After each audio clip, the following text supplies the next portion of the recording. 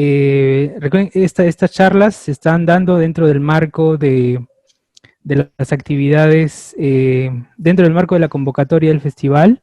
El Festival de Cine Universitario Render es un espacio para la formación estudiantil referida a audiovisuales. Ya esta es nuestra tercera edición que se va a realizar en diciembre y la convocatoria está activa hasta el 31 de octubre.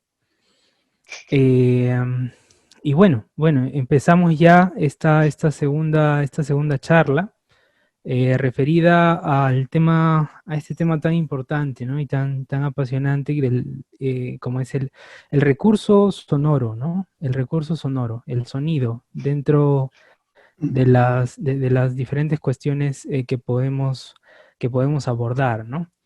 Y bueno, para esto tenemos hoy día el honor de contar con Juan Ibar Lucía. Juan Ibar Lucía es un compositor para cine, productor, investigador sonoro. Entre muchos títulos, bueno, tiene pues un premio al Bafisi por la banda sonora, la mención especial por la música para cine de un largometraje, igualmente ahora en el 2018. Es director de Territorio.org, una organización la cual está enfocada justamente a la formación y la investigación en sonido, ¿no? En este fenómeno tan hermoso. Y bueno, hola Juan, ¿cómo Hola, estás? Mirka, ¿qué Muchas tal? Mucho gracias. gusto. Gracias por invitarme y muchas gracias a todos por estar aquí, por pasar su sábado a la tarde eh, escuchándonos conversar.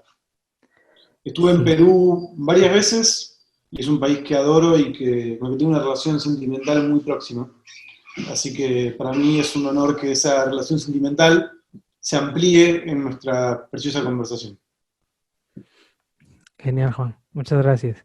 Sí, Juan estuvo dirigiendo en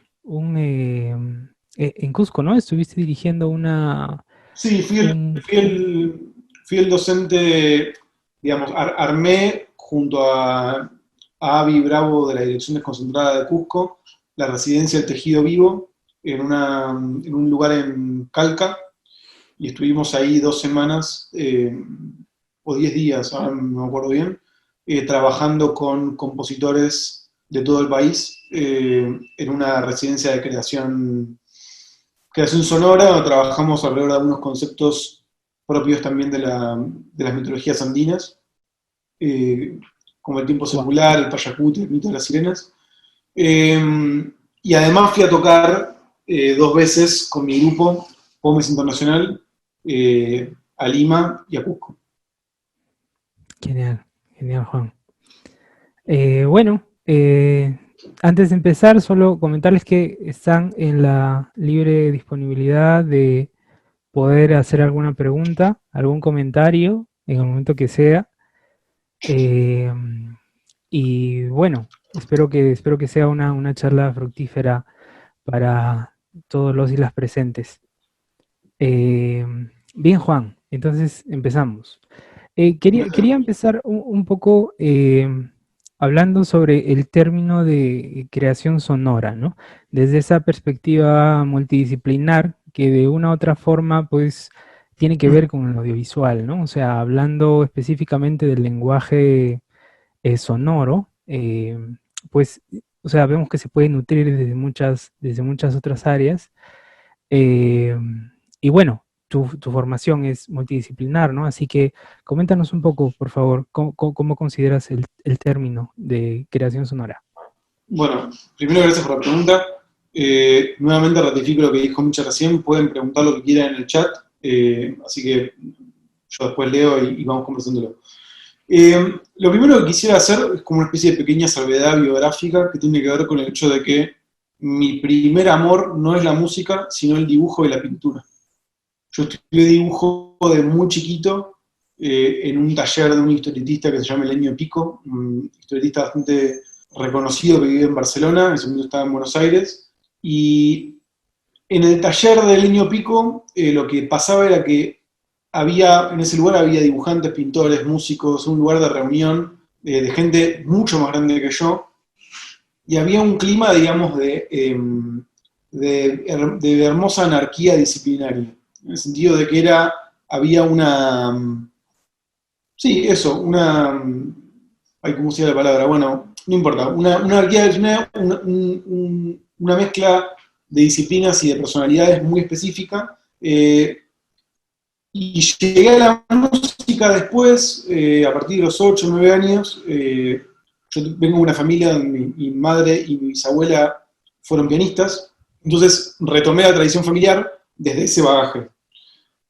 Es decir, que dicho esto, yo no creo en, en la idea de las disciplinas artísticas como compartimientos estancos. Es decir, no creo que podamos pensar en el mundo del arte o de la creación artística a la música, al cine, a la poesía, a la pintura, como si fueran, como copiando el modelo de especialidades científicas, ¿no? Tipo biólogo molecular, físico, teórico, ciencia básica, ¿no? Creo que en realidad frecuentemente todas estas expresiones son predisposiciones del ánimo, de la psiquis, del deseo, del espíritu, que por algún motivo en general, creo yo, coyuntural, es decir, un motivo circunstancial, terminan derivándose en alguna u otra. Es decir, a ustedes les habrá interesado el cine porque tal vez estaban en un grupo donde circulaba mucho el cine, o porque vieron una película a los 6 años que los convocó, y fue eso y no la poesía, y fue eso y no la, no sé, la danza, pero tengo la profunda convicción de que hay una relación íntima entre las distintas disciplinas. Y esa relación íntima entre las diversas disciplinas, creo que en la práctica, cuando uno empieza a trabajar, bueno, multidisciplinariamente, uno empieza a notar que esos puntos en común, de hecho, existen. Y que hay un montón de criterios que tienen que ver con principios de, qué sé yo, de composición, coherencia, estructura, discurso, color, que obviamente tienen diversidad en cada una de las disciplinas, y obviamente cada disciplina requiere un estudio propio de ese lenguaje, pero creo que nos enriquecemos muchísimo si podemos generar como diagonales o líneas transversales que crucen lo que va apareciendo en cada una de las disciplinas. Y de todas las disciplinas, la cual es quizá la más multidisciplinaria de todas, es el cine, ¿no? Que famosamente Andrei Tarkovsky, un cineasta soviético que a mí me gusta mucho, ustedes deben conocer, hablaba de que el cine era el lenguaje de la conciencia, ¿no? Y que en realidad el descubrimiento del cine, tardío en el siglo XIX, siglo XX, era un momento de la humanidad donde el hombre había logrado finalmente acceder a un lenguaje que representaba el pensamiento de la conciencia. Entonces, dicho toda esta gran salvedad, yo pienso en la creación sonora como una forma de construcción de sentido. Es decir, pienso el conocimiento artístico en general como una forma de construcción de sentido.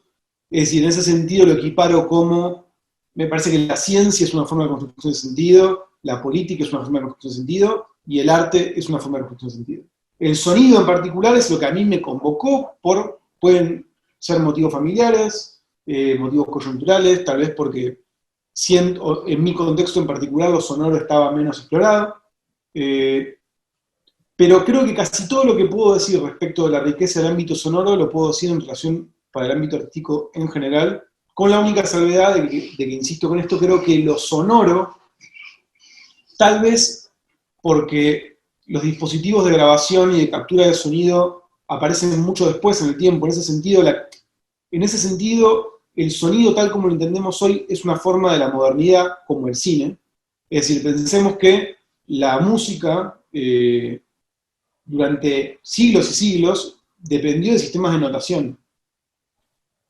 Sistemas de notación que en muchísimas culturas eran sistemas de notación que estaban concebidos para ser interpretados por personas que participaban de esa comunidad. Es decir, qué sé yo, los sistemas de notación que podíamos tener nosotros en nuestra propia comunidad partían de la idea de que, por ejemplo, yo escribía para que Micha, o yo le daba un papel a Micha, cuando había papel, a veces directamente en tradiciones orales, digamos, pero dependían de una cultura interpretante. Esos sistemas de notación musical son relativamente precisos, y no tanto porque, por ejemplo, en la música barroca todavía había un alto punto de tradición oral y un alto punto de partituras que se escribían con un montón de tácitos entre intérprete y ejecutante, pero digamos, la idea de la notación gráfica como un arte de la precisión son 2 o 3 siglos, y después tenemos la grabación. Que la grabación como fenómeno es el Big Bang de lo sonoro, porque nos permite tener un registro relativamente fiel de cómo suenan las cosas. Y digo relativamente porque es muy relativo, podemos meternos en ese tema con todo gusto. Pero quiero decir, hay mucha música que se perdió en la historia, se perdió en la noche de la historia y que nunca sabremos cómo sonaba. Entonces, en ese sentido, me parece que lo sonoro tal vez es un territorio un poco más virgen que lo pictórico o lo escultórico, donde, aún con dificultades, podemos trazar líneas de tiempo un poco más antiguas, ¿no? Digamos, si uno va a un templo en Camboya, puede encontrar esculturas del siglo XIV que están más o menos en buen estado.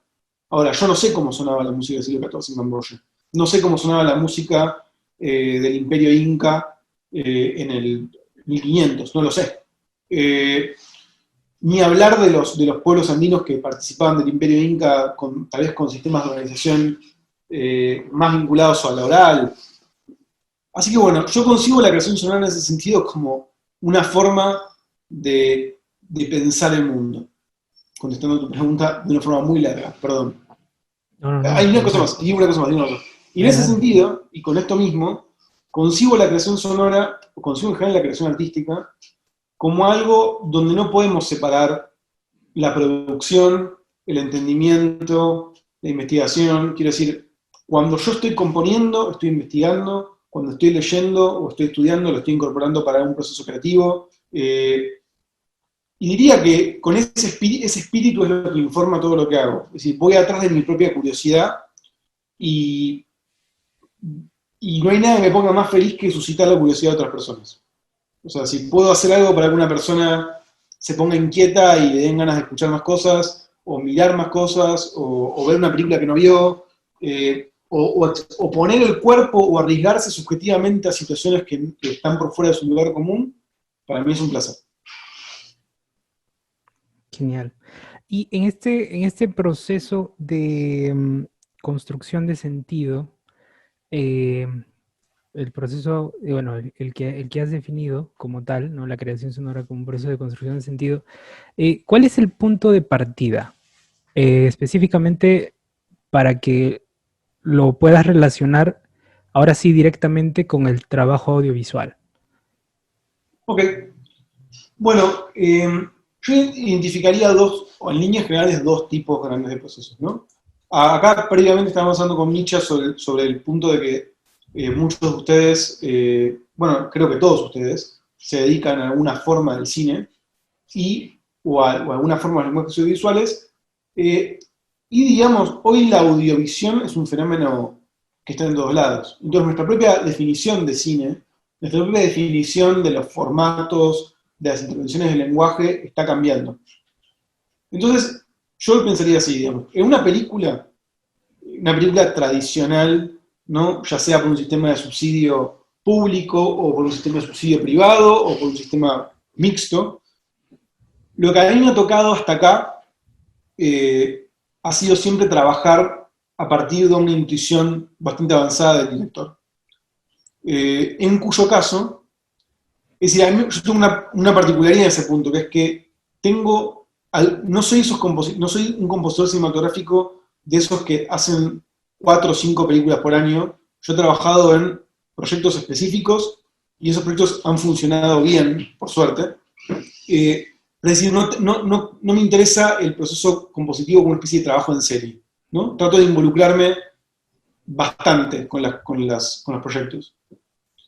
En general, pienso que en esos casos el compositor es una herramienta, como es una herramienta el director de fotografía, ¿no? Digamos, es una persona que es un especialista, un profesional que viene a veces, a darle corporalidad a una intuición del director, y a veces a emboscar al director hacia un lugar que él no sabe que quiere, pero en realidad quiere. y esto me parece un tema importante, que es un compositor cinematográfico para mí tiene que poder trabajar por fuera de la connotación de la imagen, la connotación inmediata de la imagen, ¿no? Quiero decir, muchas veces pasa cuando los directores, no siempre, porque los directores no tienen una reflexión sobre lo sonoro, que es, quieren que las imágenes se adecúen a la expectativa de la relación que hay entre esa imagen y ese sonido, ¿no? Digamos, como, no sé, si hay la película de terror, si es una película de terror que tenga cierta disonancia, si es un drama que tenga un piano tocando notas largas con un reverb o lo que sea. Yo, digamos, siempre intento trabajar o buscar el sentido que tiene la película, el sentido que está en la película, pero que lo visual tal vez no está remarcando tanto, ¿no? Cuando estamos hablando de construcción de sentido, quiero decir, el trabajo sonoro en un medio audiovisual es el 50% del asunto, ¿no? Y un trabajo Claro. sonoro tiene la posibilidad de connotar una obra de una forma u otra, ¿no? Quiero decir, voy a usar un ejemplo grosero, digo, si una escena de tensión tiene una música ominosa, puede producir un efecto tenso. Si esa misma escena de tensión tiene, no sé, un tema de los Psicos, me va a producir otra connotación, ¿no? Porque hay un diálogo con mi propia historia acústica, con la cultura pop, digo, lo que sea. Entonces, en esos casos, creo que hay un trato de hacer como un equilibrio entre, por un lado, correrme del centro, porque entiendo que la visión del director es la que tiene que estar plasmada, y por otro lado, tratar de faltar el respeto al director lo más que pueda, al menos en la etapa de propuestas, para que el director pueda pensar su imagen con otra música, de la que tal vez tenía en la cabeza, ¿no? Entonces, en ese momento es un momento de mandar 4 o 5 opciones, como ver, eh, tratar a su vez también de integrar esa película a mi lenguaje musical, ¿no? Como, digamos, yo parto de la idea de que quien me convoca porque estará interesado en algo de lo que hago, entonces trato de, de acercarlo a algo que para mí tenga un sentido artístico, ¿no?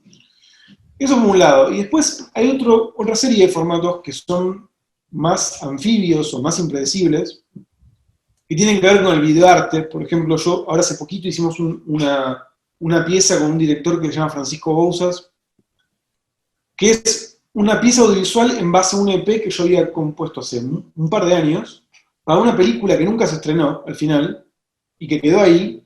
Y yo le dije, Fran, che, tengo ganas de hacer algo con esto, y desarrollamos una pieza audiovisual a partir de eso. Entonces, eso yo lo uso de ejemplo como un proceso inverso, ¿no? Como decir, bueno, en ese caso la imagen fue a trabajar con un diálogo sobre lo sonoro.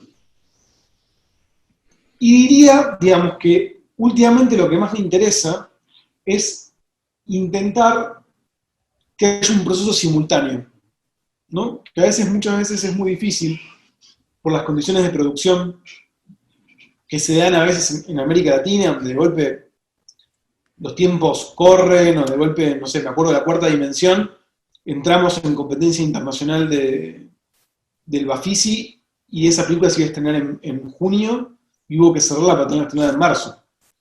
Y yo estaba en Sudáfrica en un viaje y tenía que componer y mandar los demos desde Sudáfrica al estudio donde estaban cerrando la, la película. Pero diría, mi utopía aún no realizada, y lo que ustedes como jóvenes artistas audiovisuales les propongo es intentar pensar lo sonoro y lo visual de la mano, desde la creación. No necesariamente una versión final, ¿no? Pero digamos, si la intuición sonora, si el plano, no solamente de lo musical estoy hablando, ¿eh? Hablo de el Foley, hablo de cómo suenan las voces, de cómo suenan los ambientes, de la artificialidad de los ambientes, de la sonoridad general de la película. No digo, si eso puede estar de alguna forma integrado con lo visual, creo que lo que pasa es muy rico, digamos. Y muchos de los directores que a mí más me interesan eh, trabajan eso, ¿no? Quiero decir, para seguir con el ejemplo de Tarkovsky, digamos, como que me gusta mucho, digo, El Espejo, toda la dimensión del sonido de los diálogos del espejo es fantástica. Digamos, como hace totalmente al verosímil de esa pieza audiovisual. Digo, en Stalker, que es también una pieza bastante conocida, me acuerdo de algo muy interesante, que es que por momentos hay, por ejemplo, sonidos industriales que se transforman en un proceso de transición en ambientes sonoros sobre el cual ocurren los diálogos. Digo, como ejemplos más populares, digo, no sé, por ejemplo, David Lynch. Digo, Twin Peaks es una serie que está construida sobre lo sonoro. Digamos, es lo sonoro lo que vuelve perturbadora a Twin Peaks. O sea, hay un montón de escenas de Twin Peaks que si yo le corto el sonido son una telenovela de los 90 tipo Dawson's Creek. Pero lo sonoro me está dando información sobre un plano de lo horroroso que es fundamental para esa pieza. Perdón, estoy haciendo respuestas re largas. No, está perfecto. Está muy ¿Tiene, bien, muy perdón, bien. ¿hay alguna pregunta en nuestra audiencia, alguien que quiera comentar algo sobre esto? Yo los leo, ¿eh? Digo, no hace Hasta falta. ahora, hasta ahora Ok, todavía. Vamos, sí, se está procesando todo. Ahorita llegan las preguntas. anímense, anímense. Sí, sí. Eh, bien. Eh, y ahora, o sea, bueno, ya que vimos, ¿no? Bueno, empezaste a mencionar sobre los puntos de partida desde diferentes narrativas audiovisuales. Eh, ¿Qué consideraciones debemos tener, o sea, específicas propias del sonido? Por ejemplo, eh, podemos hablar, ¿no?, de unos planos sonoros en alguna, planos sonoros como tal, ¿no? Profundidad de campo, la espacialidad. eh, ¿Qué consideraciones, desde tu punto de vista, debemos tener eh, para este proceso de creación? O sea, consideraciones específicas, ¿no? Eh, Afuera del lenguaje, ya dentro del mismo hecho de crear.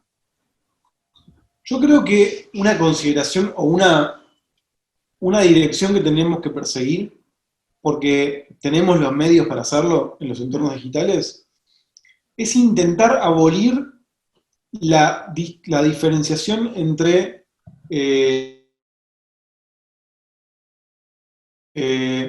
el que hace el Foley. Digo, yo Mm. creo que el equipo sonoro de una pieza, no digo que todos tengan que hacer lo mismo, que el equipo sonoro de una película que tiene un equipo sonoro, porque hay muchas iniciativas de videoarte experimental que son dos personas, pero digo, en los casos de películas un poquito más grandes, es ideal que el equipo sonoro trabaje como una sola unidad.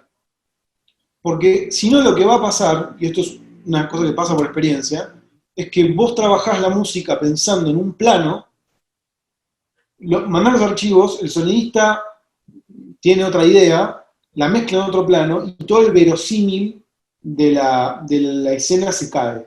O, digamos, yo estoy intentando ahora en un proyecto que me estoy metiendo, eh, por ejemplo, componer los diálogos, ¿no? Es decir, que me manden los diálogos y trabajar los diálogos como si fueran unidades sonoras de la música.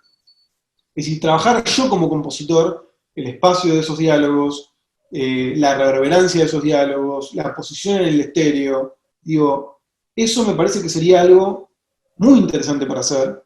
Eh, digamos, no estoy diciendo que haya que pasar por encima del sonidista de la película, que es un trabajo muy difícil y muy interesante. Digo, trabajar en simultáneo. Me parece que eso es una cosa que a mí me interesaría mucho ver, porque además creo eh, que de vuelta, en un entorno digital, esa diferenciación ya no corre más.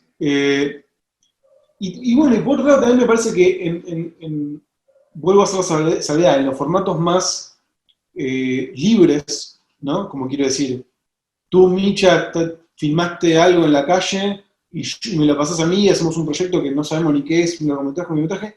Me parece que ahí es muy interesante como eh, también como pensar en posibilidades de lo sonoro y de lo visual que no tengan que ver necesariamente con una butaca y una pantalla y un sistema clásico cinematográfico. Quiero decir, nosotros tenemos la ventaja en alguna medida, de no tener instituciones cinematográficas. Argentina me parece que tiene, o sea, no sé cómo es el estado del cine en Perú, pero Argentina me parece, por lo que hemos conversado, me lo has dicho tú, Micha, esto no es una interpretación mía, me parece que tiene instituciones un poquito más sólidas de lo cinematográfico, pero tenemos como la ventaja de no tener tantas reglas. Porque si nosotros fuéramos compositores, por ejemplo, tenemos en Los Ángeles, ¿no? Tenemos un sistema de estudios que estaría apretando una inversión, nos habían dado plata, la plata tiene que rendir, nos dieron $1 millón, tenemos que devolver 2, digo, y si no nos firmamos más, no digo, nosotros no tenemos ese tipo de restricciones. O sea, en alguna medida, todos los que estamos en esta charla tenemos una vocación. Muchos de ustedes, de hecho, probablemente pierden dinero haciendo películas. Entonces, dado que van a perder dinero, al menos está bueno hacer, digo, lo que ellos, anímense a salirse como a hacer lo que tengan ganas de hacer, a eso voy. Digo, y si lo que tienen ganas de hacer es por ejemplo, una película que tiene 3 pantallas y las 3 pantallas cuentan una historia de ángulos distintos, o 2 son un videoarte experimental noise hecho con Max Jitter y una es una narración, bueno, ¿por qué no? ¿No? Digo, como, me parece que ya está, estamos en el siglo XXI y en definitiva la diferenciación entre sonido e imagen no es tal, porque todo lo con lo que estamos trabajando es información digital, son ceros y unos. Entonces, no hace falta que reproduzcamos la lógica del siglo XX, ¿no? El fílmico, bueno, Micha me pasa el fílmico a mí, yo voy al estudio, grabo en un vinilo, después, digo, eso no sé, eso es lo que diría, perdón. Dale, Eh, dale. no sé, bueno, Vamos súper bien. Tenemos una pregunta, Juan. Álvaro Villanueva nos dice, ¿tú estás de acuerdo con el sistema de desarrollo en base a referencias? O sea, del desarrollo audiovisual, imagino. ¿O crees que es mejor desechar nuestras referencias y que la creación nazca a partir del proceso de audición del espacio que queremos retratar? bueno, excelente pregunta Álvaro, muchas gracias. Es un verdadero tema las referencias, es decir, es, todos trabajamos con alguna referencia, ¿no? Digamos, somos seres humanos, existimos en coordenadas histórico-culturales. Dicho esto, me parece que el problema con la composición en base a referencias es que está siempre llegando tarde. Quiero decir, que es una cosa que uno ve mucho, por ejemplo, en los lenguajes publicitarios, que se haya filmado publicidad. No sé, yo hice una breve experiencia por la música publicitaria y no me gustó nada. Porque era bueno, queremos, digamos, ¿no? Como digo, vamos a hacer una película, voy a decir cualquier cosa, un ejemplo.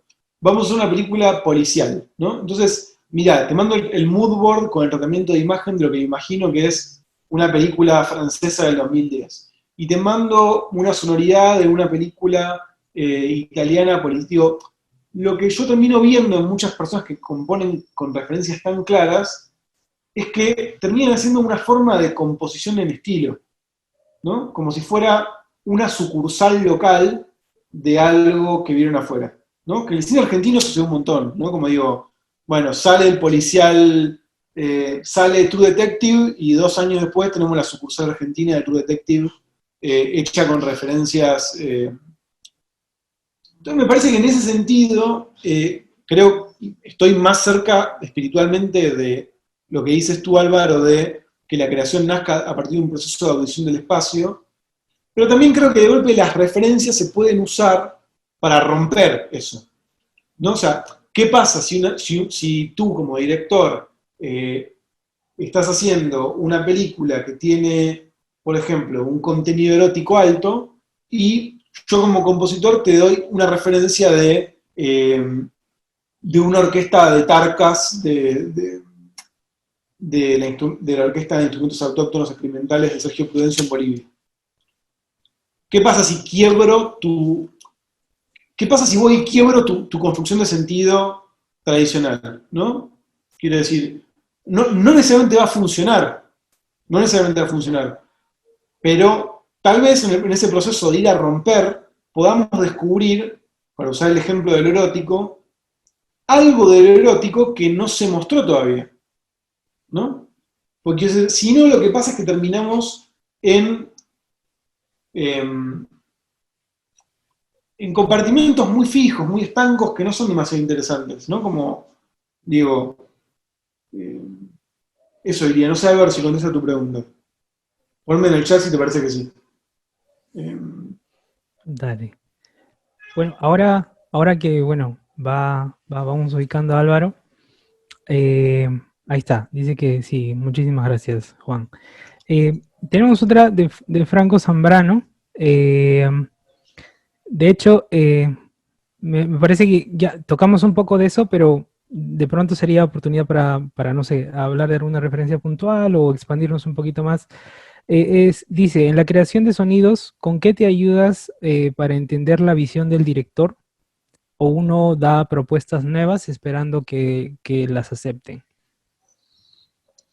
eh, a ver, siempre por un tema incluso eh, de tiempos, yo aconsejo hablar con el director todo lo que puedan. Quiero decir, es muy importante, aunque sea para desafiarlo, conocer cómo el director está pensando su película. Digo, si no van a perder muchísimo tiempo y se van a frustrar. Quiero decir, y además, sí, eso, yo diría, hay mucho de conversar, digamos, yo en general converso mucho, eh, y después empieza un proceso que es el proceso de enviar material, que dependiendo de la película, puede ser que mandaste algo y eso de entrada picó, o a veces todo lo contrario, y lo que pasa es que tienes que mandar 10 cosas distintas. A mí me pasó, por ejemplo, ahora una película que estamos trabajando, que se llama Desaparecer, que el director quería, digamos, bueno, quiere, eh, perdón, que cambió el nombre, se llama El Dorado, la película, el nombre no es El Dorado. El Dorado es una película que ocurre en un pueblo aquí en Misiones, en el noreste argentino, que se llama El Dorado. Él quería trabajar con una canción de el western El Dorado en versión castellana, ¿no? Entonces tuve que traducir la canción, orquestarla, y ese proceso de orquestación de la canción me tomó 5 o 6 versiones encontrar con la instrumentación que tenía que ver con la visión del director. Que al final fuimos con una versión chamamecera, que chamamé es una música, digamos, de Corrientes, particularmente la región de Corrientes Argentina. Entonces, una versión tipo chamamé de la canción El Dorado de un western norteamericano. Después de eso empezamos a trabajar con otro plano sonoro que tiene con el plano sonoro de como unas estéticas un poco más experimentales. Eso todavía está en proceso y me tomó 3 o 4 meses, fueron 3 o 4 meses enviar pruebas antes de empezar a tener una dirección que más o menos funcione. Y la película anterior con el mismo director fue todo lo contrario. La primera que mandé fue como, no, esto está perfecto. Entonces hay un punto donde el oficio es un poco así, como eh, ese prueba y error, quiero decir, no. Y todo lo que puedan hacer para hablar con el director, si arrancaban a trabajar antes, ir al rodaje, si el rodaje implica, por ejemplo, algún tipo de movimiento geográfico, viajar con el equipo, digamos, todo lo que puedan hacer para interiorizarse en el espíritu de ese proyecto es bienvenido, digamos. Eh, eso. Con eso tu pregunta, Franco. Franco. Dale, ahí nos irá contestando. Igual seguimos atentos a algunas preguntas que puedan hacer, que bien puedan ser partícipes. Bueno, continuamos con el diálogo, Juan, mientras esperamos las demás. Eh, Bien, respecto a, bueno, era una cosa que te mencionaba, ¿no? Una analogía en cuanto a formatos. Generalmente en el cine todo se condiciona a un enmarcamiento, ¿no? A un cuadro eh, donde el director de fotografía, el director empieza a poner los elementos y empieza a moverlos de un lado a otro para empezar a construir, ¿no? La narración cinematográfica. Entonces, haciendo una equivalencia eh, a ese cuadro del que no, o sea, no es que no se pueda salir, sino que no se sale, tenemos una analogía pues en esto, en el formato justo en la estereofonía, en la monofonía, y bueno, en el 4.1, en el 5.1, ¿no? Entonces, yo quería consultar de qué forma ese formato te condiciona en el proceso de trabajo. Bueno, lo primero que voy a aclarar es que yo en cine todavía no trabajé para una mezcla específica 5.1 desde la música, ¿no? Digamos, como, en todo caso, pueden haber sido mezclas que el sonista hizo, pero nunca me pasó que me encarguen un proyecto pensando en una disposición que no sea estereofónica. Que me encantaría hacer, así que si alguno de ustedes lo quiere hacer, cuentan con un aliado. Pero, lo que quería en general que veníamos hablando de telefonía, con Micho estuvimos hablando de la telefonía por WhatsApp y después también hablamos de la espacialidad en general del sonido. Yo diría en cualquier situación sonora, ya sea una escucha estéreo, en una escucha con otro tipo de sistema, o incluso en una música en vivo, o esto que voy a decir vale para una música cinematográfica, pero también vale para una canción, es importante que haya planos, digamos, que no esté todo en el mismo lugar. Eso me parece algo central, quiero decir, como porque los planos de las cosas, primero por varios motivos, digamos, porque en el proceso de construir el plano sonoro, uno también va tomando decisiones sobre qué es lo relevante, qué es lo sutil, cuál es el fondo, cuál es la figura, dónde está la sorpresa, dónde está el movimiento, qué es lo que no se mueve. Eh, la música básicamente vive de eso, o sea, vive de ese tipo de decisiones. Lo que hace que una obra se sostenga en el tiempo tiene que ver con ese tipo de decisiones. En ese sentido, el cine es un lenguaje increíblemente rico porque, porque muchas veces nos permite a los compositores hacer cosas muy experimentales que en un lenguaje estrictamente sonoro tal vez los oyentes les costaría más recibir.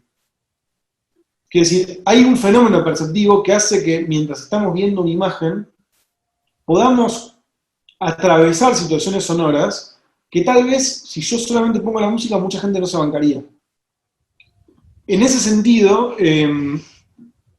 diría que, digamos, no sé quiénes aquí son músicos o compositores, pero digo, eso me parece algo clave, fundamental. Quiero decir, y me parece fundamental trabajar, cuando uno trabaja para cine, pensar en esos espacios, desde la composición. ¿No? Como digo, pensar en que hay que hacer lugar. Hay que hacer lugar para lo que para el sentido que se va a despegar en la pantalla. Hay que hacer lugar para una evolución temporal de los elementos. Quiero decir, después, en lo técnico específico, quiero decir, uno para eso puede trabajar con todo tipo de recursos, digo, desde recursos elementales de volumen o disposición estéreo izquierda-derecha, hasta espacializaciones más complejas o reverberancias o delays que se mueven en el espectro estéreo. Quiero decir, uno puede hacer todo tipo de alquimias a partir de ese concepto. Pero lo que diría es, ese concepto tiene que estar. O sea, una película donde todo pasa en un mismo lugar y donde no hay movimiento de lo sonoro es aburridísimo. Una música donde todo está en el mismo lugar y nada se mueve es aburridísimo. Quiero decir, pero eso para mí corre para, para una obra orquestal o para una obra de música noise.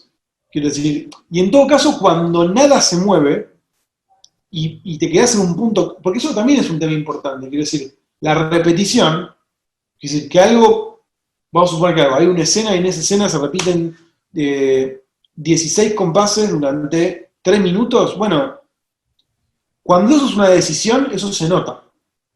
Y eso puede producir un efecto emocional en el espectador. Cuando eso es porque faltó, no ni siquiera de oficio, faltó, cuando hay pereza, se nota también.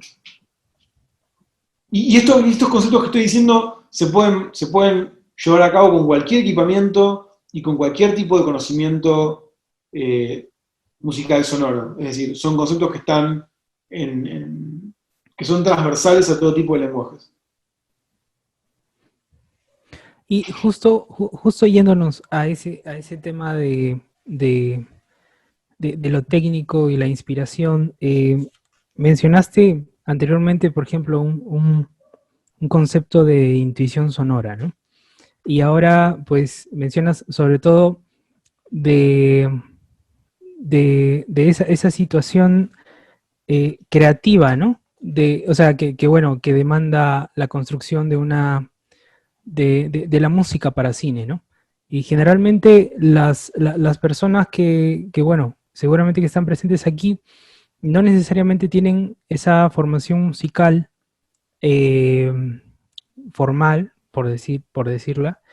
Entonces, de pronto quisiera que puedas analizar un poco justo con esto que intentan impulsar desde territorio y cómo es esa construcción del proceso creativo para, o sea, bueno, eh, para para ciertas personas que no estamos formadas así, ¿no? Pero que eso no significa necesariamente una limitación, ¿no? Al momento de crear. Buenísimo. Bueno, para eso primero tengo que como poner en tema a los participantes sobre qué es Territorio, porque tal vez no lo saben. Territorio es Ah, bien. una organización que fundé hace un año y medio aprox, eh, que tiene su base en un estudio de grabación en Buenos Aires y que básicamente se dedica a la producción de conocimiento en el ámbito de lo sonoro, lo cual implica ramificaciones múltiples. Por un lado, un sello digital que tenemos en convenio con Altafonte, una agregadora española. Por otro lado, una serie de laboratorios y espacios de formación que a su vez son usinas de creación y de producción. Eh, y digamos como todo un aspecto de trabajo con instituciones culturales y barriales, digamos, como con proyectos, eso, que tienen que ver con reposición. Ahora estamos con un proyecto, por ejemplo, con un teatro bastante conocido de acá, que se llama Margarita Giru, que es un espacio que es transformar el teatro en un laboratorio de creación. Entonces, bueno, dicho todo esto, al comienzo hablábamos de la predisposición interdisciplinaria, ¿no? Como, o de mi convicción de que en realidad el arte es una forma de construcción de sentido. Entonces, si yo pienso que el arte es una construcción de sentido, es una forma de construcción de sentido, no, no puedo suponer que el arte es algo que solo es accesible para unos pocos, ¿no? O que solo es, o no puedo confundir, no puedo confundir la música con la expresión histórica y social específica de un momento. Quiero decir, cuando yo estudié composición en la Universidad Nacional de Artes, que es el conservatorio, con lo cual conocí bastante de cerca todo el tema de la tradición académica dura. Yo notaba que en ese mundo me enseñaban, por ejemplo, que el clasicismo europeo era la música, con mayúsculas, la música. Y las otras músicas eran músicas menores, ¿no? Después eso mismo lo vi en otras escuelas. Digo, vi, qué sé yo, en las escuelas de artes electrónicas me enseñaban que la música electrónica era la música y las otras, y qué sé yo, las músicas folclóricas eran expresiones, qué sé yo, menores, ¿no? Todo un conjunto de estupideces. Yo la pasé muy mal y batallé mucho contra ese tipo de forma de entender el conocimiento musical, y en Territorio lo que decidimos es llevar adelante un laboratorio desde un lugar totalmente distinto, donde no hay un singular, no hay la música, hay músicas. Y esas músicas, en tanto son construcciones de sentido diversas, ponen en juego cosas distintas. Entonces, si yo estoy analizando una tropa de tarcas en el mundo andino, estoy pensando en una música que tiene un tipo de, o unas músicas que tienen un tipo de lenguaje tonal y armónico específico, donde ese lenguaje tiene que ver con una tradición comunitaria concreta, y eso toma de un tipo de formas.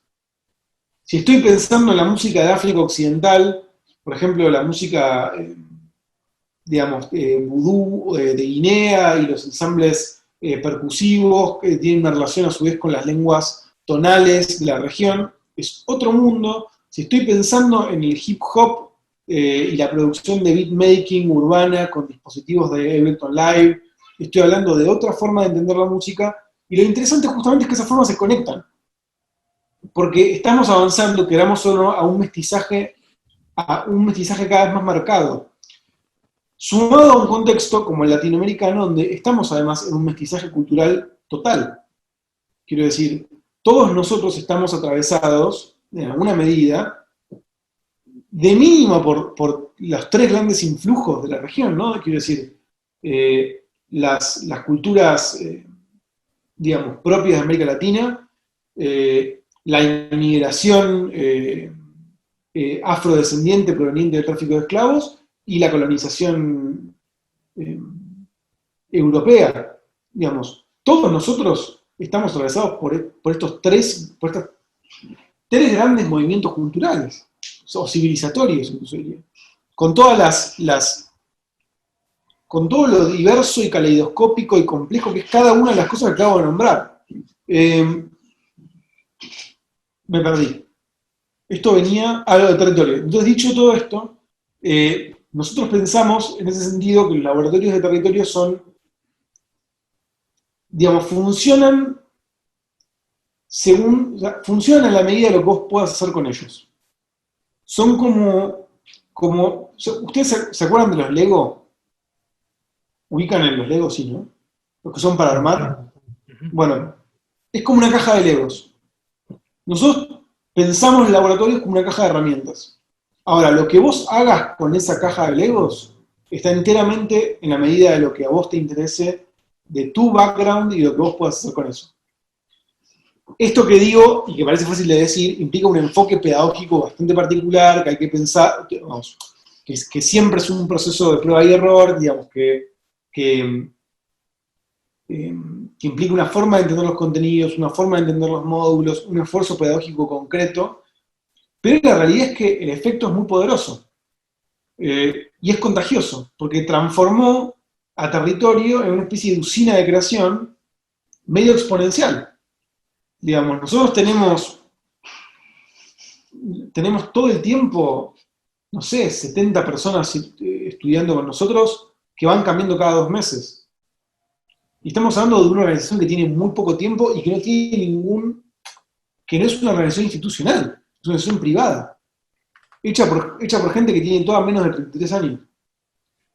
Entonces quiero decir, todo eso, digamos, como yo lo que noto es que esta invitación a participar, pensando en que la creación sonora es cuestión de músicos, de no músicos y de antimúsicos, y que las tres categorías tienen algo para aportar, a mí me parece muy divertida, y me parece que pasan cosas muy potentes, y creo que además que eso me pasa, no es que es una cosa que me parece a mí, lo veo, o sea, veo los frutos de esa forma de entender la práctica continuamente.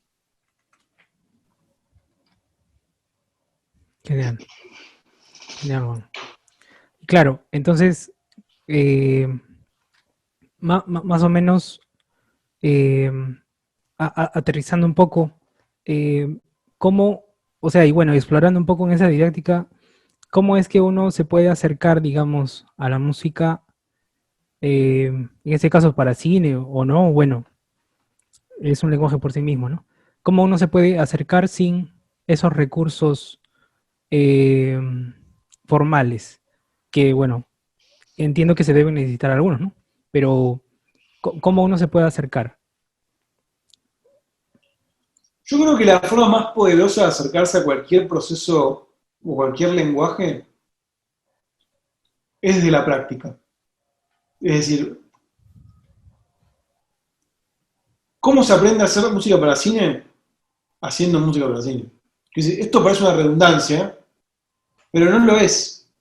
Quiero decir, no hay, porque esto es una cosa que uno ve cuando uno trabaja con instituciones o cuando está en una institución. Quiero decir, si yo no produzco un entorno, si yo te enseño, si nosotros ahora nos juntamos a ver, no sé, toda la filmografía de Einstein y analizamos uno por uno los movimientos sonoros de Einstein. Y yo no les pido que la semana que viene me entreguen una escena musicalizada, nada de lo que hayamos visto va a pasar por su cuerpo. Ese conocimiento va a ser exclusivamente externo, va a ser teórico. Que no tiene nada de malo lo teórico, pero no lo van a poder incorporar. Para incorporar las teorías, uno tiene que ponerse en práctica. Entonces, digamos, nosotros desde el territorio eso es lo que hacemos, básicamente. Y eso es lo que habilita que, por ejemplo, que se pueda anotar a un taller de creación sonora nuestro una persona que hace cine, no sé, que hace cine y que tiene un sintetizador en la casa, una persona que estudió canto 10 años, una chica que es violonchelista y un DJ, porque yo después voy a dar un teórico sobre, una exposición sobre transformación y técnicas motívicas, y después les voy a pedir que lo hagan. Entonces, cuando cada uno haga eso en función de lo que conoce y las herramientas que tiene, ese conocimiento va a incorporarse. Y en la incorporación además se van a producir una cantidad de errores y de fracasos que son justamente lo interesante del asunto. Porque si yo les enseño a ustedes a hacer una sonata, y ustedes después hacen una sonata y no dominan la técnica clásica, la van a hacer, entre comillas, mal. Y ese error es la marca de ustedes. Es la marca de lo que ustedes pueden hacer que nadie más puede hacer. Es decir, eso que intento hacer y no me sale, es mucho más interesante que si lo intentara hacer y me saliera tal cual. No sé si se entiende este concepto que estoy planteando. Quiero decir, la idea de forzar el error entre comillas, porque en el error se encuentra lo propio. Yo diría que en ese sentido, en los lenguajes audiovisuales o en el cine es igual.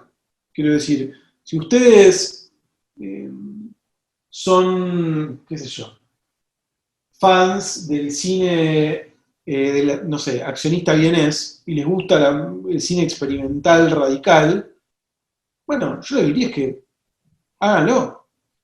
Digamos, en ese proceso del hacer se van a encontrar con que ese gesto que ustedes buscan imitar o que buscan de alguna forma plantear, se va a chocar con las resistencias de la materia específica de su contexto de creación. Es decir, que no sé, no sé si todos los que están acá son de Lima, pero quiero decir, si voy a usar el ejemplo de Lima porque me parece que está bueno, quiero decir, no es lo mismo hacer cine confrontativo y transgresivo desde Berlín en el 89 que hacerlo en Lima en el 2020. Quiero decir, cuando ustedes intenten hacer ese proceso de transgresión, se van a chocar con Lima. Y en el proceso de chocarse con Lima va a pasar algo que es genuino y es propio. Eso es lo que diría, Micha. Gracias, Juan. Genial. Una pregunta que nos ha hecho llegar interna, Giancarlo, nos dice, ¿a qué te refieres con esta concepción que mencionaste? Ahí está, ya la puso. ¿A qué te refieres con la concepción de antimúsico o anticompositor? ¿Y cuánta importancia tiene hoy en día aprender la música desde lo tradicional? Es decir, la lectura de pentagramas y eso, ¿no? O sea, si todavía ¿consideras que tiene alguna vigencia o qué opinión tienes al respecto? Bueno, gracias, Giancarlo. Voy a contestarte desde lo personal. Y voy a hacerte una respuesta que es un poco reaccionaria, es decir, un poco conservadora y un poco revolucionaria, es decir, un poco de las dos cosas. Yo creo que las escuelas tradicionales de conocimiento musical que nosotros en Latinoamérica heredamos de la colonización y que frecuentemente dejan afuera las músicas indígenas o las músicas propias de los contextos comunitarios latinoamericanos, son instituciones o abogan un tipo de conocimiento muy parcializado, que ya era muy parcializado antes, es decir, era parcializado en el sentido de que era excluyente, y como era excluyente, se perdía de muchas riquezas. Pero además creo que esto es particularmente cierto en el contexto actual, porque en el contexto actual, como les decía antes, de la grabación, de la aparición de la grabación y el registro, vemos una especie de proceso de aceleración brutal, donde empieza a aparecer una cantidad de formas de componer música que no tienen nada que ver con la lectoescritura. Quiero decir, componer con un MS-20 y un Prophet 6 como los que tengo atrás, viendo, por ejemplo, trabajando con osciladores y LFOs que controlan parámetros aleatorios, no tiene nada que ver con escribir un coral tonal barroco. Digamos, realmente es lo que yo puedo hacer ahí, no puedo escribirlo. O sea, no puedo, la grafía no solamente entorpece el proceso. Quiero decir, si yo tuviera que, digamos, tampoco, si yo, por ejemplo, ahora sampleo esta conversación, ¿no? Sampleo lo que dijo Micha, lo meto en un, no sé, en este Electron que tengo, en la Digitact, ¿no? Que lo puedo usar para samplear, y armo un beat de 32 pasos a partir de lo que dijimos en la conversación. Eso tampoco tiene nada que ver con escribir una fuga o escribir un contrapunto en segunda especie. Entonces, en ese sentido, creo que para ciertas búsquedas, la lectoescritura o el conocimiento tradicional no es necesario. Esa es la parte revolucionaria de lo que estoy diciendo. Ahora, dicho esto, voy a hacer el argumento conservador, que es que sí creo que ese tipo de entrenamiento musical te da un oficio que yo tengo que aceptar que en la práctica es un diferencial. Es decir, yo, por mi propia experiencia, digamos, y la experiencia de los colegas que conozco que han pasado por instituciones de formación, digamos, de cierto rigor, algunas más conservadoras, algunas más abiertas, lo que noto es como si fueran deportistas que corren más rápido. Es decir, si a mí me pasas una partitura orquestal, yo la puedo leer y la puedo entender rápido, y como la puedo entender y leer rápido, puedo decodificar a través de la grafía lo que está pasando en comportamientos microscópicos. Y eso es muy interesante, quiero decir. Y eso es muy interesante incluso para aplicar en otras músicas. Quiero decir, si yo entiendo el concepto de, por ejemplo, de modulación, y para entenderlo tengo que estudiar en un principio la armonía tonal y después entender los procesos de modulación dentro de la armonía tonal, el concepto de modulación lo puedo aplicar a cualquier lenguaje. Digamos, yo puedo hablar de modulación para hablar de músicas totalmente atonales, por ejemplo, hechas con un oscilador digital.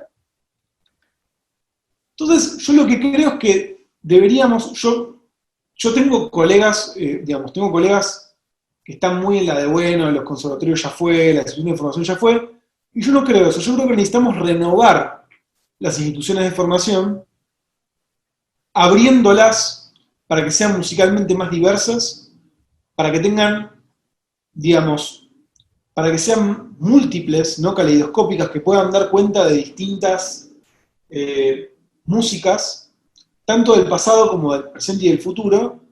Y yo en ese sentido aconsejaría, o mi consejo es, a quienes estén interesados en estudiar algún tipo de composición o dedicarse a esto, es que vayan a estudiar formalmente. Quiero decir, y en todo caso es preferible bancarse, es decir, tener que soportar lo molesto de ese tipo de entrenamiento y en todo caso agregarle uno en su tiempo libre una búsqueda más mestiza y más acorde a las cosas que uno le puede interesar un tanto compositor actual, pero creo que si no tenés ningún tipo de entrenamiento intensivo, el oficio de la composición para cine se vuelve un poco cuesta arriba.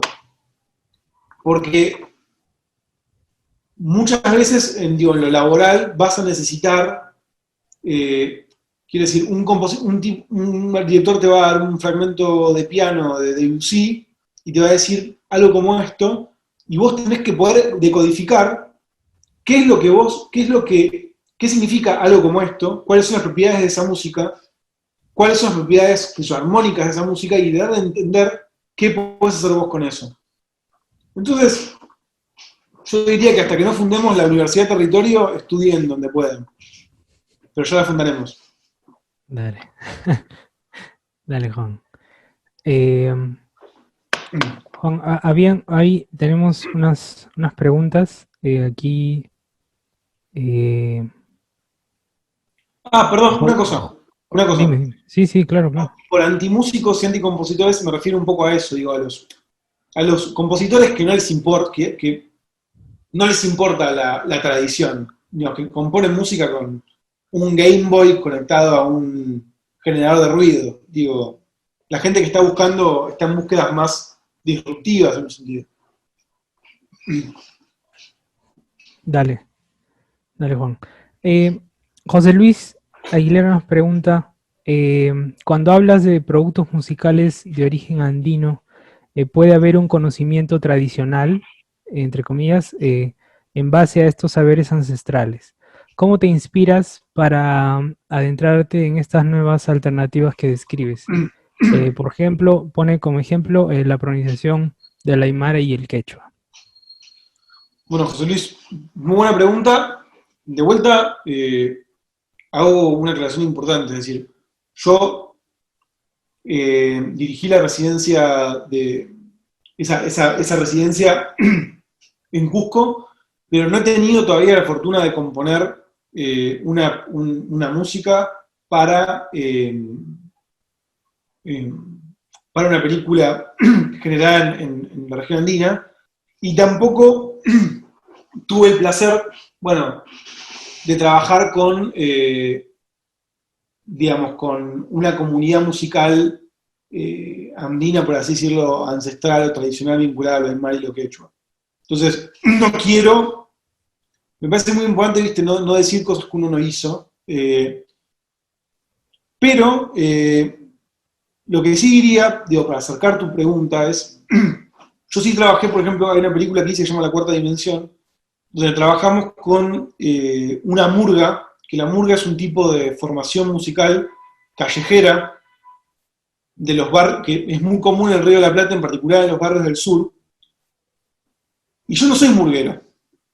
Es decir, yo no tengo una relación directa con la murga.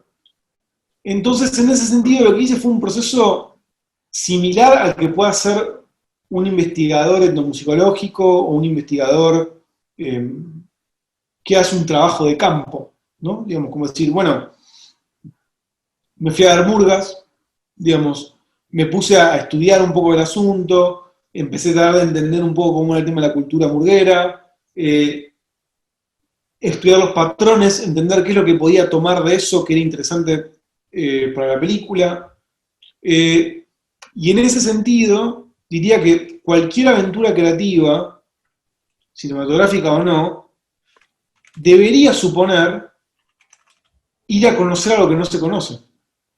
Quiero decir, para usar el ejemplo de las tradiciones quechuas, quiero decir, cuando nosotros fuimos a hacer la residencia en el Perú, en Cusco, y trabajamos, por ejemplo, con el concepto del Pachacuti y del tiempo circular andino, bueno, no era una concepción temporal que era propia de mi entorno cultural, ¿no? Entonces, a la hora de trabajar en realizar obras que dieran cuenta del tiempo andino, en este caso no era con músicos, por eso hago la salvedad, no era con músicos tradicionales, sino era, digamos, como un ensamble mixto con músicos de distintos orígenes, yo me tuve que informar. Entonces, para informarme tuve que entrar en contacto con Avi Paredes, la investigadora antropóloga de Cusco, que me enseñó, me explicó, bueno, cómo es esto, me dio textos para leer, pensamos un largo rato sobre cómo se podía plantear eso en términos musicales. Entonces, quiero decir, y tal vez para redondear la idea, por ejemplo, ahora estoy trabajando en un disco que se llama Infierno Porteño, que sale ahora en unos meses, que es una relectura del infierno de Dante en Buenos Aires, ¿no? Como con esta idea del descenso al infierno. Eh, Ese tema en particular, ese disco tiene una canción que está construida desde la perspectiva de una mujer paraguaya que inmigra a Argentina, y para eso tuve que construir un poema donde usé muchísimas expresiones en guaraní. Entonces, para eso de vuelta, tuve que informarme sobre el guaraní, consultar con una hablante nativa, informarme sobre la inmigración de los paraguayos en la Argentina. Quiero decir, me parece que siempre es importante eh, digamos, pensar la creación como una posibilidad también de entrar en contacto con otros, ¿no? Y aprender. Y de esa forma también crecer uno. Contesta a tu pregunta, José. Mandame por chat si te parece que está bien. Estamos bien, Juan. Eh, una última pregunta de Fabiola Valencia. Nos dice, ¿cuál crees que son las herramientas más importantes en el manejo del efecto psicológico del sonido en el cine? Eh, eh, a ver, Fabiola, bueno, gracias. Diría, yo creo que la herramienta más importante para un efecto, es decir, lo que discutiría la idea del efecto psicológico en el siguiente sentido. Quiero decir, cualquier plano sonoro tiene un efecto en cómo esa imagen es recibida, ¿no? Eh, yo creo que tenemos que tratar de alejarnos de la idea de replicar eh, efectos como claros, ¿no? Digamos, como esta idea de, bueno, como componer una música como pensando, bueno, acá quiero que haya tensión, acá quiero que te asustes, acá quiero que haya amor, digo, sino tratar de pensar en cuál es el universo sonoro general de la obra, en dónde existe ese espacio sonoro, y en base a esa idea más general de en qué consiste ese espacio sonoro, pensar cómo, qué expresiones toma ese espacio sonoro según lo que la afectividad de la película requiere, ¿no? Como, pensémoslo así, si yo en el cine, si yo tuviera una orquesta, ¿no? Yo le puedo pedir a la orquesta que haga distintas cosas, pero siempre tengo una orquesta, siempre tengo una misma orquesta que tiene una cantidad limitada de instrumentos. En el cine uno tiene la posibilidad de producirse su propia orquesta, ¿no? Con entornos digitales. Y uno puede decir, bueno, este soundtrack va a ser violín, bombo legüero y un Moog modular. Este soundtrack va a ser samples de madera, arpa y, qué sé yo, y timbal. Digo, bueno, y los diálogos van a ser secos, o los diálogos van a ser reverberantes, o va a haber un dron todo el tiempo en el film, o no va a ser más de una película silente. Y una vez que tengo definido esas cosas, esas líneas más macro que tienen que ver con dónde es esa película y por lo tanto, para usar los términos que describe eh, Fabiola, digamos, como en qué mundo psicológico existe esa película, ahí sí pensar, bueno, ¿dónde están los hit points? ¿No? Digamos, ¿dónde tiene que subir la tensión? ¿Dónde tiene que aflojar? Si hay un momento súbito, ¿dónde tiene que ocurrir? Eso diría. Fabiola, gracias. Genial, Juan. Gracias, Fabiola. Eh, bien, bueno, entonces, nada, hasta aquí ya vamos cerrando. la charla del día de hoy. Espero que haya sido fructífera un poco para abrir la mente, ¿no? A este proceso inicial creativo del audiovisual, en este caso dentro del lenguaje sonoro que lo compone, ¿no? Eh, Muchas gracias también a ti, Juan, por el Por tiempo favor. brindado. Más adelante, ya con miras al festival, bueno, tendremos algunas actividades más. Y bueno, nada. No sé si tienes algo último que decir, Juan. No, bueno, quiero agradecerles muchísimo a ustedes por el espacio, por participar de la charla. Los quiero invitar, bueno, a seguirme. Dejo mis redes por acá, digo, para quien les interese. Por Instagram, Juan y Lucía, las redes del territorio, las dejo acá también. Eh, digo, Juan, ¿se te muteó o se te cayó el micrófono o algo? ¿están ahí? Hola. Ahora sí. Eh, Ah, digo, pueden checar también mi website ahí. Ahora estamos abriendo un espacio de creación, el número 11 en territorio, están invitados. Y bueno, nada, y bueno, y acá Alonso me dice el tema de si puedo hacer una prueba con oscilador. Alonso, la realidad es que tengo, o sea, me encantaba hacerlo, el problema es que me acabo de mudar y tengo el estudio desconectado ahora. Pero si nos seguís en redes, va a haber un montón de pruebas de oscilador y un montón de cosas para jugar y vas a ver ahí un montón de usos de tecnología. Eh, Eso digo para no dejar ninguna pregunta atrás. Eso, agradecerles mucho y les paso un link más, nada más porque me parece que les puede interesar. Les dejo un link de Spotify con todas las cosas disponibles mías que están en Spotify, que son como 4 horas y pico de música, eh, que incluye particularmente mucho de mi trabajo con Pomes Internacional, que es un grupo que estoy girando mucho y que también tiene aplicaciones de todo esto. Y la Universidad de Territorio está en marcha. Vamos a ver cuánto nos demora hacerla. genial, Juan. Muchas gracias. Muchas gracias a todos los participantes. Recuerden que tenemos hasta el 31 de este mes para que puedan continuar mandando sus obras para la competencia, tanto en competencia nacional como en manifestaciones. En nuestra página bueno, nuestra página que es www.festivalrender.com van a poder encontrar las bases y ya posteriormente todas las actividades formativas que vamos a hacer. Recuerden también que el día jueves 29 tenemos una exhibición de las obras ganadoras del año pasado y el 30 cerramos ya este pequeño ciclo de conversaciones. eh, esa vez, bueno, para esa vez referidas al color y el sonido. ¿Puedo Así decir una cosa que, más?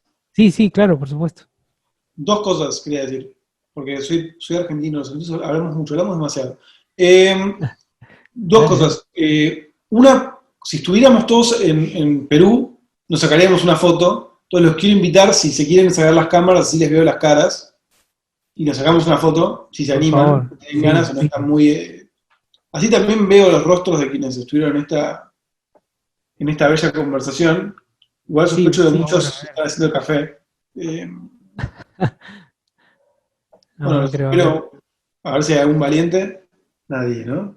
A ver, A ver, chicos, anímense por ahí. Ahí está a ver, Alonso. alguien, a ver, alguien. Ahí está Eso, Alonso, hola, ¿qué tal? Robert. ¿Cómo están? Hola, Robert, ¿qué Un tal? Muchas placer. gracias. Siempre pendiente Eh, ahí. bueno, Gracias, Robert. eso, bueno, primero que nada, bueno, muchísimas gracias por, ahí está, los estudios de todos, son todos muy guapos, así que Ahí un está gusto. Miguel Quispe. Y bueno, hola Adriano, hola Federico, hola Roberto, hola Alonso, hola Recomo, hola Miguel, hola Colmena. Me parece que está bueno que nos veamos, digo, sé que, hola Luigi, digo, también digo, la digitalidad tiene esta cosa despersonalizada, digo, yo estoy acá en esta posición de entrevista, pero lo construimos comunitariamente este espacio. Eh, Así es. sí. Así que bueno, ahora voy a hacerles una foto, si no les molesta, les tengo una foto, y San, se la saqué, 1, 2, 3, se la saqué. Eh, y lo último, y lo último que quería decirles es, como, me parece muy importante que las personas que, yo cuando era más joven, y estaba estudiando o estaba en un proceso de aprendizaje, eh, me acuerdo que necesitaba mucho de referentes y cuando yo mandaba de golpe materiales nunca me contestaban o no me daban bola. Digo, en ese sentido los invito a quienes tengan ganas a mandarme su música o compartiendo sus impresiones en redes. Yo me tomo mucho tiempo en contestar todo y en tratar siempre como de alguna forma ser el tipo de persona que yo necesitaba que hubiese cuando yo era muy pibe. Y en ese sentido también